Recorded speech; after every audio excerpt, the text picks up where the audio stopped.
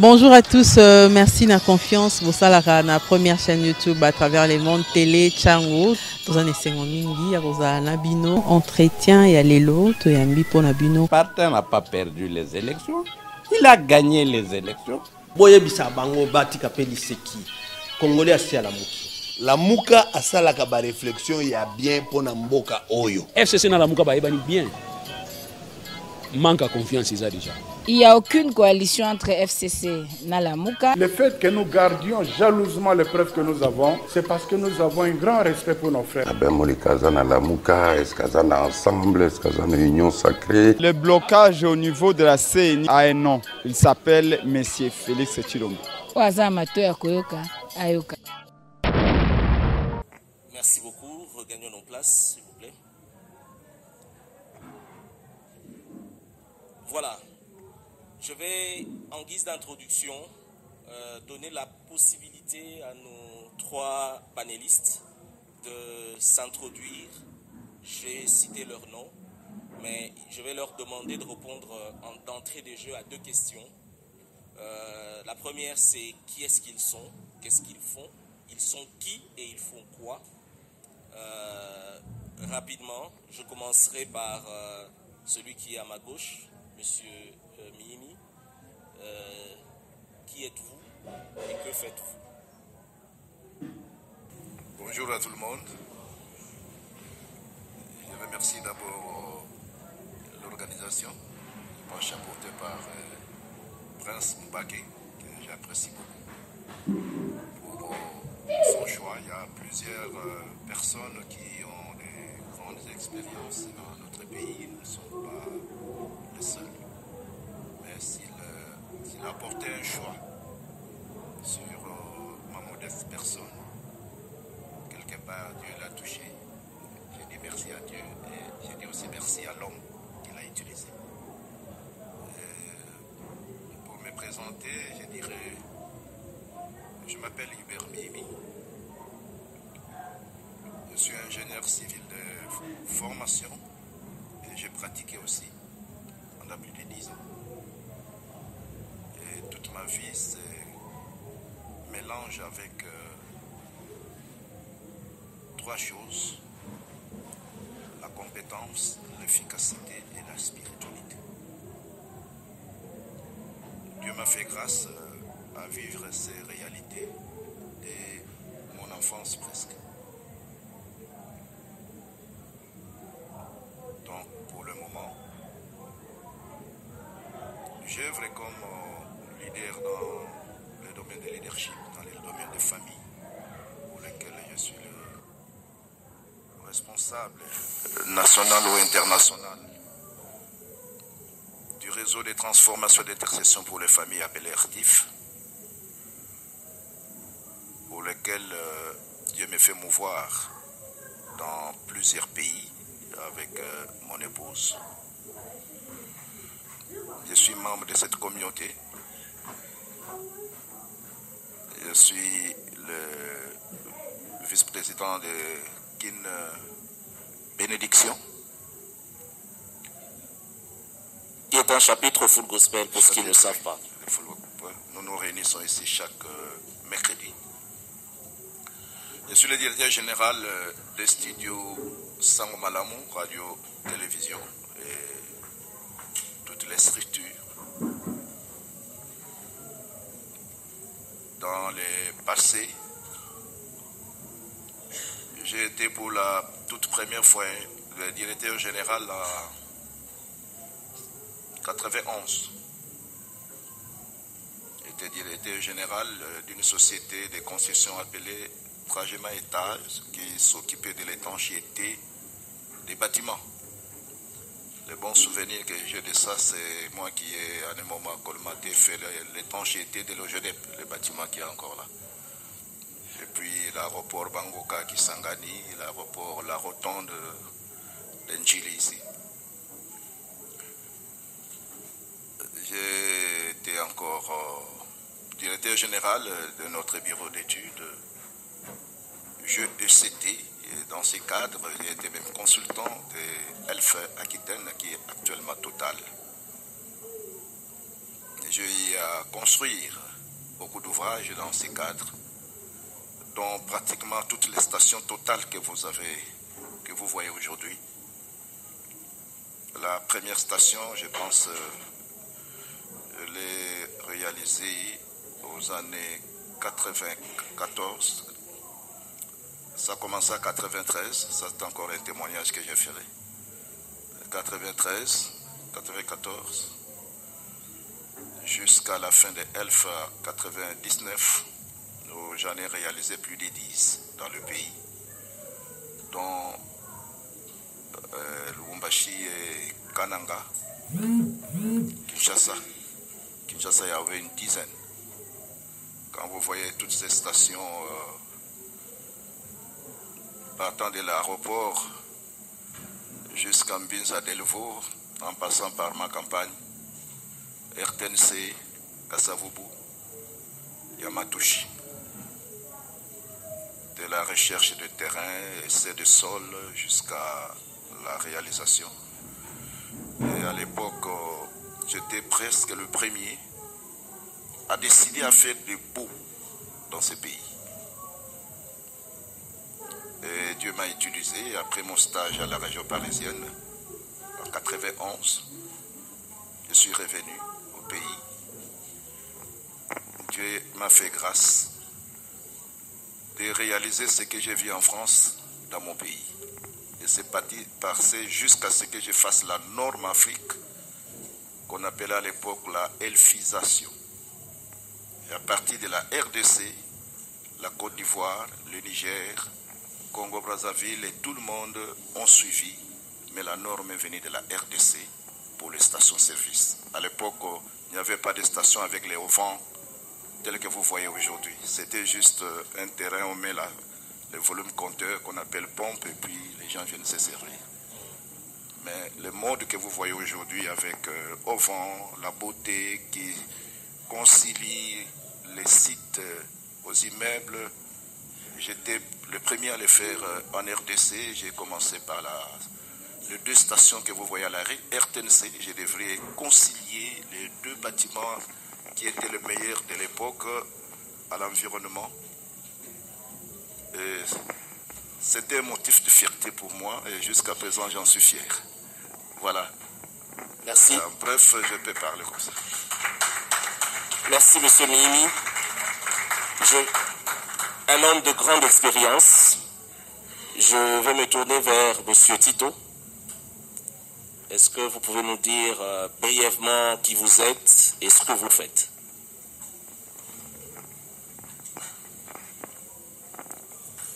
Comme il a dit, je m'appelle Tito Oumba. Ici présent, j'ai mon épouse dans la salle, Anne Oumba, ma compagne. Je suis père de famille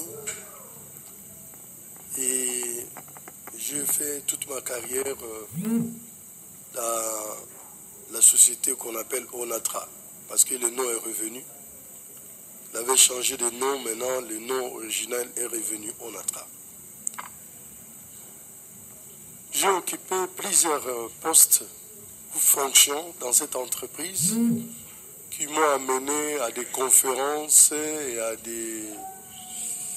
beaucoup de formations à travers le monde.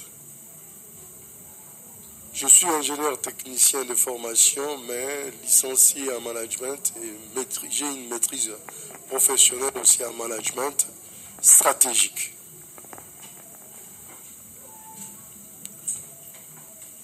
J'ai été à l'ONATRA comme j'ai commencé à mes débuts d'ingénieur comme un maintenancier au département de voies fluviales à l'époque, aujourd'hui département de ports et transports fluviaux. Mes excuses. De là, je suis allé au département de chantier naval pour terminer au département des ports maritimes. Alors là, j'ai gravi tous les échelons pour être directeur de département. Sans oublier les différentes performances que nous avons données dans ces départements. et on va m'élever au grade de directeur général de l'ONATRA de 2012 à 2015. J'ai dit de 2012 à 2015, je vais occuper le poste de directeur général de la SCTP, aujourd'hui ONATRA. Monsieur Karisba, est-ce que vous pouvez nous parler de vous? Mais vous êtes là également au nom d'une structure particulière. En profitez également pour nous parler de ce que fait cette structure. Bonjour, je m'appelle Karis Basoko et non Ba qui est plutôt un nom d'Afrique occidentale. Je suis bien de l'Afrique centrale. Donc, Karis Basoko, je suis politologue de formation et je suis coordonnateur de Pona Congo. Pona Congo qui n'est pas une structure et une réponse à un constat. Nous partons du constat que la RDC est l'une des terres les plus bénies de la planète, si pas la plus bénie. Au niveau de notre sous-sol, nous avons les minerais les plus recherchés. Au niveau de notre sol, nous avons la terre la plus fertile. Au niveau de la faune, au niveau de la flore, nous sommes parmi les plus diversifiés, autant au niveau du climat, de l'hydrographie, qui permet de cultiver de janvier à décembre. Mais paradoxalement, et je dirais même que si les théologues devaient rechercher le jardin d'Éden, ils le trouveraient certainement au Congo. Paradoxalement, nous sommes comptés parmi les pays les plus pauvres. Les 15 pays les plus pauvres à côté du Tchad, à côté du Niger, à côté du Sud-Soudan. Sans parler de l'indice de la faim, qui est extrêmement élevé, ou de la malnutrition infantile. Pourquoi ce paradoxe? Historiquement, lorsque les Belges, les Français, les Anglais, les Américains, les Allemands, à la conférence de Berlin, traçaient les lignes, se partageaient l'Afrique tel un gâteau, je ne pense pas qu'ils sauraient présenter que ces trous au milieu du continent étaient en réalité la terre la plus bénie. Pour nous, ce n'est pas le fruit du hasard. Parce que lorsque vous faites même une analyse des pays qui nous environnent, aucun pays nous approche à la cheville. Vous partez au niveau de l'Est, au niveau du Kivu. De notre côté, vous avez le coltan, vous avez l'or, vous avez l'étain. Lorsque vous montez au mur, vous regardez chez les voisins que des herbes, que du sable. Vous faites le tour, vous allez au niveau de la province orientale, vous trouvez chez nous des okapis, vous trouvez des bonobos, l'animal le plus intelligent au monde, et j'en passe. L'histoire de la RDC est jalonnée des faits qui prouvent que nous ne sommes pas le fruit du hasard. Dieu a béni ce pays. Début du XXe siècle, boom du secteur automobile, la RDC se retrouve au cœur des enjeux économiques mondiaux par le besoin du caoutchouc. Les conséquences, nous les connaissons. Plus de 10 millions de morts, des mains coupées. Deuxième guerre mondiale de même, la RDC offre aux États-Unis la balle de match qui lui offre la suprématie qu'elle a jusqu'à maintenant, à travers notre uranium qui venait des Chinkolobwe. Une fois de plus, nous nous sommes retrouvés au cœur des enjeux géostratégiques mondiaux. 21e siècle de même, avec le coltan, avec le cobalt, avec les lithium, nous sommes au cœur des enjeux technologiques mondiaux. Nous sommes convaincus qu'il y a encore des citoyens qui aiment profondément la RDC. nous sommes convaincus qu'il y a encore des personnes qui sont habitées par cette énergie de changement, qui sont insatisfaits de ce paradoxe entre ces dons de Dieu et la réalité que nous regrettons tous. Et donc, Pona Congo est simplement une initiative qui veut identifier à travers tous les pays ces personnes qui ont le cœur qui brûle profondément pour notre pays. Ces personnes qui ont encore cette énergie de changement qui brûle en eux et qui veulent que cette situation s'arrête. Un peu comme des charbons isolés qui ont un peu de chaleur, qui, s'ils ne sont pas mis avec d'autres charbons, risquent de s'éteindre. Nous voulons identifier et mettre ensemble tous ces charbons brûlants pour le changement dans ce pays, les mettre ensemble et créer cette énergie transformatrice du Congo autour de 4 valeurs: l'engagement, la responsabilité, l'autoprise en charge et l'unité. Nous ne sommes pas un parti politique, c'est une initiative qui vient du CEPAS, le Centre d'études pour l'action sociale.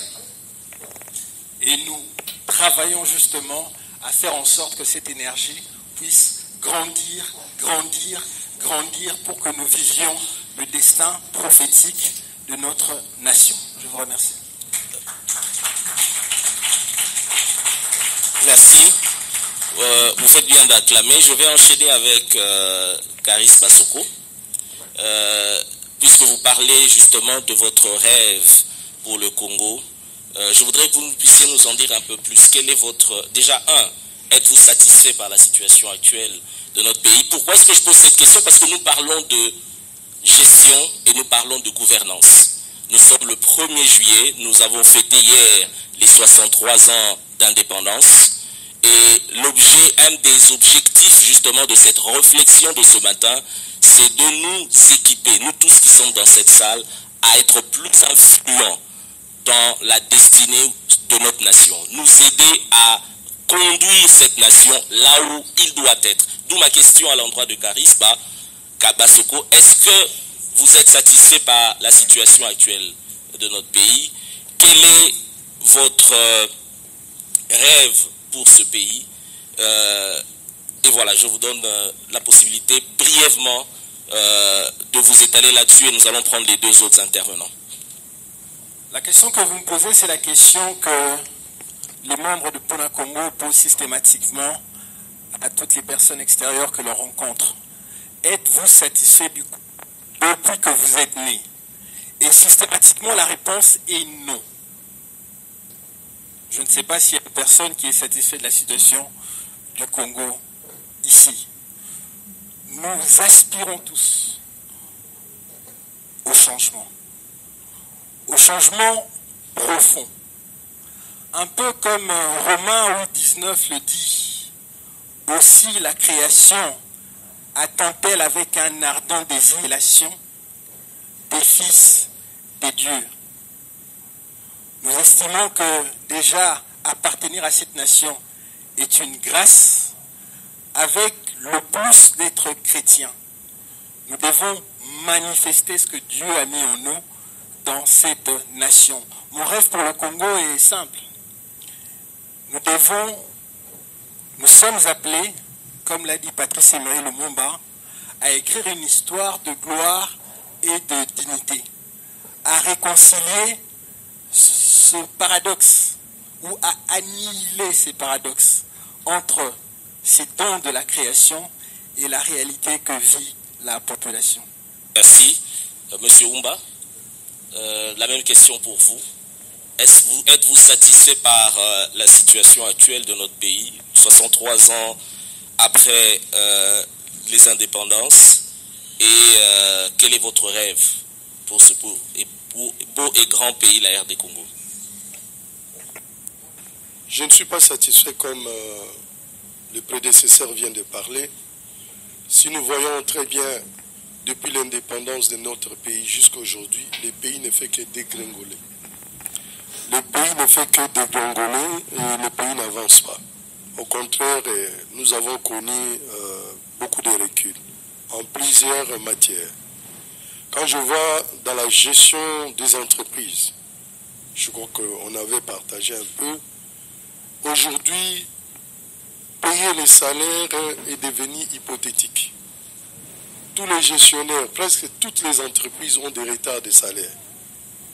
Donc, aucune de nos entreprises ici peut dire que voilà, elle est au point de payer les salaires de ses agents. Donc, il y a des retards par-ci, par-là. Et il y a même des directeurs généraux qui se comparent et disent, mais oui, mais vous vous plaignez. Vous avez que, par exemple, 6 mois de retard, mais telle société en a 18. Mais qu'est-ce qui cause ces types de retard récurrents? Mais nous allons développer ça. Vous allez vous rendre compte que le gestionnaire n'accorde plus l'importance sur les salaires. Donc ne pas payer les agents, ce n'est plus une priorité. Les gens ont d'autres priorités. C'est ça qui fait qu'aujourd'hui, dans notre pays, les salaires sont négligés. Or, nous savons très bien que le plus grand commandement que le Seigneur nous a donné, si je n'avais pas encore obtenu les salaires de mes agents, j'étais malade. Donc je manquais même de sommeil parce que je n'ai pas encore totalisé les salaires des agents. Alors, on prenait toutes les dispositions possibles pour que, à la date bien déterminée, que les salaires des agents soient prêts et que nous puissions payer les salaires. Aujourd'hui, ce n'est plus une préoccupation. Et davantage, pour les gens qui sont sortis en retraite, ils sont pratiquement oubliés. On ne se rappelle même plus d'eux. Et alors, nous allons vers quel pays? C'est ça ma préoccupation. Donc, votre rêve du Congo, c'est un État où les travailleurs sont payés à temps, oui, ont un salaire décent et les retraités ne sont pas oubliés. Oui, entre autres. Merci beaucoup. Je me tourne vers M. Miyimi. La même question pour vous. Êtes-vous satisfait par la situation? Êtes-vous satisfait de la situation actuelle de la RDC? Et quel est votre rêve sur le Congo? Satisfaction, ça ne peut pas sortir de ma bouche. Déception non plus. Puisque je m'inscris dans la logique d'un processus. Je suis d'une génération qui a connu la prospérité du pays en tant qu'étudiant d'abord. Nous avons étudié boursier. Et avec cette bourse, il m'arrivait même de prendre en charge mes petits frères. Payer même les études de mes jeunes frères. J'ai terminé les études avec un rêve. Le rêve, c'était de remplacer mon père, qui était quasiment les assistants techniques. En réalité, c'était les ingénieurs qui ont remplacé les Belges qui sont partis après l'indépendance. Mon père était inspecteur technique. Il savait monter les usines d'huile de palme. Il était l'un des spécialistes de moteurs Mercedes au pays, formé par les Allemands. Et depuis l'école primaire, j'avais cette envie-là, puisque pendant les vacances, je l'accompagnais. Et arrivé en secondaire, j'ai pris goût de faire les études techniques. J'ai fait la mécanique en secondaire. L'objectif, c'était de remplacer mon père. À l'université, j'ai fait la polytechnique. C'était pour devenir ingénieur et puis prendre la relève de mon père. Mais malheureusement, au fur et à mesure que les temps passaient, il est mort avec ses usines. J'ai étudié pour rien, si je peux dire. Alors c'est là où je dis, ce processus de dégradation est lié plus à l'homme. C'est l'homme congolais qui n'a pas atteint la phase de maturité en vue de saisir l'opportunité que Dieu lui a donnée sur cette terre. Le problème pour moi, c'est l'homme. Dans ces panels, je suis très content, très excité de parler comme si j'ai passé un testament à la génération future. Pendant plus de 30 ans, j'ai examiné un peu ce qui se passe d'une manière un peu structurée. J'ai eu à visiter plusieurs pays dans le monde, partant de ma profession, partant aussi de mes tâches pastorales. Comparaison n'est pas raison. Mais je pense que ma conclusion est que c'est le Congolais qui a un problème dans tous ces processus. La terre du Congo est riche, le Congo est riche. Je suis fier d'être Congolais, mais je ne suis pas fier d'être le Congolais que tout le monde extérieur connaît. Ça, c'est pertinent, ça. Dieu a fait grâce. Dieu nous a fait grâce. Imaginez un peu, il y a un mois, quelques jours, j'étais à Séoul. Pardon? À Séoul, en Corée du Sud. Et c'était la 3e fois que j'ai visité ce pays. Et cette fois-ci, j'ai demandé à Dieu, fais-moi voir ce que je n'ai jamais vu. Que ça ne soit pas un voyage pour voyager. Et il m'est arrivé de me concerter avec certains Coréens sérieux. Je leur pose la question, quel est votre secret? Ils m'ont regardé avec des bons yeux. Ils disent, nous avons les pays qui étaient les plus pauvres, l'un des plus pauvres de la terre après la Deuxième Guerre mondiale. Dans les années 45, c'était l'un des pays les plus pauvres de la terre. Ils n'ont aucune ressource. Il n'y a que des vallées, des montagnes. Je précise, aucune ressource naturelle. Pas de plaines. Même l'aéroport, il faut se débrouiller au bord de la mer. Et c'était un peu de forêt. Aux environs des années 60, 61, ils ont monté jusqu'à trouver le niveau de la RDC dans le développement et dans l'industrialisation. Aux années 60, 61, je pense qu'on avait plus de 1000 industries. Et eux, ils ont eu la grâce d'être évangélisés par l'armée américaine. Il y a un général qui a amené la parole de Dieu aux autorités sud-coréennes après la Deuxième Guerre mondiale.